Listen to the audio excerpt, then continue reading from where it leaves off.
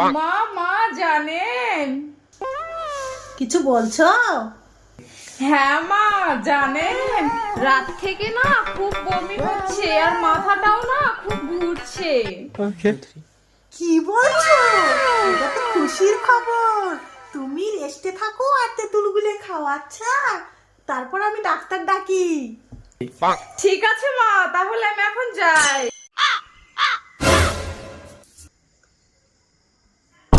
একি বৌমা, তুমি খাওয়াবার দাম ছেলেকে তেঁতুলগুলো খাওয়াচ্ছ কেন? তোমাকে না খেতে বললাম? আরে মা, আমি কেন প্রেগনেন্ট হতে যাব? মাথাটা তো ঘুরছে আপনার ছেলের, আর বমিও তো হচ্ছে আপনার ছেলে, সেই জন্যই তো আমি আপনাকে বললাম। আর আপনি তো বললেন তেঁতুলগুলো তা খাওয়াতে, তাহলে আপনার ছেলে প্রেগনেন্ট। ওয়াও, আপনার ছেলে প্রেগনেন্ট।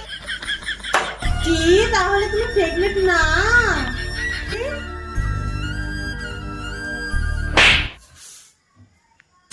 মা আপনার কি হলো? মা মা মা আপনার কি হলো মা? ও, মাও তো মাথা ঘুরে পড়ে গেল, তার মানে মাও প্রেগনেন্ট।